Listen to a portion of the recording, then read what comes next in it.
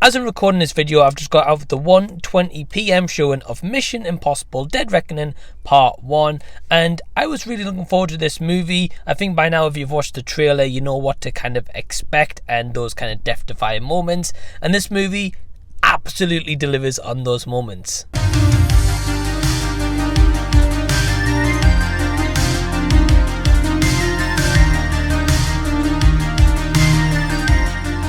Hey everyone, welcome to the channel. Thank you for tuning in, whether you're new or returning once again, for my review, spoiler free of course, of Mission Impossible Dead Reckoning Part 1. Directed by Christopher McQuarrie and starring people such as Tom Cruise, Hayley Atwell, Vanessa Kirby, Simon Pegg, Ving Rhames, and many more. The story sees Ethan Hunt and his IMF team as they try to get this key and stop it from getting into the wrong hands. Just before we get into today's review, I would just want to give a quick thank you to all my awesome Patreons who really help to support the channel. If you're interested in joining Patreon yourself, the link is down below in the description box, and I would love to see you over on my Patreon, where you can access movie reviews, adventure days, vlogs, and Patreon watch parties. And getting out of the movie, guys, I can honestly say that this movie is an absolute blast. It is 2 hours and 43 minutes. It could have been a little bit shorter, which we'll get into, but ultimately this is just high octane, high energy, death-defying stunts, and honestly I can only commend Tom Cruise and the stunt team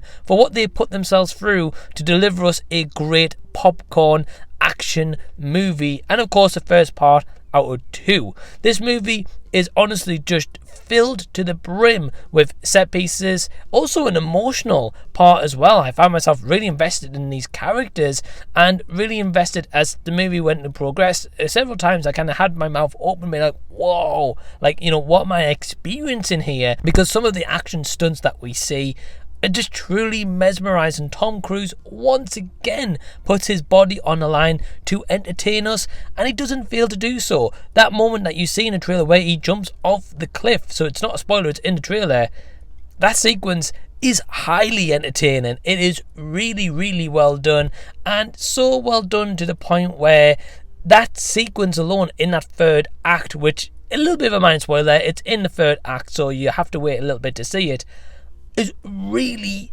entertaining. All I'll say is that you'll see some stuff that you'll probably see in the Uncharted video game. Everyone gives a great performance. It's great to see Hayley Atwell in here. I think that she provides a really good performance and a welcome addition to the franchise of a character called Grace. And the story underlying here is a simple one. They've got to get this key. If it gets in the wrong hands, then who knows what will happen. Yet the story is kind of simplified, but they do add some kind of depths and layers to it to kind of give you a bit more of a wider story that we're going to see in part 2, where it does have some consequences. If how it plays out in part 2 doesn't go right, there's going to be some extreme consequences, and that's all I will say. I enjoyed everyone in this movie, even like Pom Klementieff, who we had as a welcome addition here as well. I really enjoyed her, and she definitely provides a different role than what we're used to seeing as Mantis in Guardians of the Galaxy, so I actually really enjoyed that. Yeah, I've got a lot of praise for this movie. Absolutely beautiful cinematography, of course the soundtrack here and the music is great once again, and all around I found myself, even for the 2 hours and 43 minutes, highly invested in this one, guys. Honestly, I would say it's probably the best action movie this year. I know people might be like, no, that goes to John Wick 4, and I completely appreciate that, but this is more grounded action, this is more realistic action, and also just the way that this movie kind of just captured my attention was far more personally than John Wick. So for me, this is definitely the best action movie of the year. If I've got to have any kind of nitpicks and criticisms here, I've got two which are very, very small. Those kind of new welcome additions, as mentioned, like Pom Klementieff and Hayley Atwell, especially Pom Klementieff, and kind of even Vanessa Kirby, who's like a recurring character here. I feel like they don't get a lot of screen time, and especially some of the characters don't get much development, and I would have really liked to have seen even a bit more development with those characters, because we get very basic, like bare bone minimum, and I would have liked that little bit extra, if I'm going to be honest. And also with how this movie ends and how it wraps up, I liked it, but I think they could have ended this slightly different. I felt like could have really had more of like a climatic ending going into a second part. Have you seen Mission Impossible Dead Reckoning Part 1? Are you going to go check it out? Well, leave any and all comments below so we can continue the discussion down there.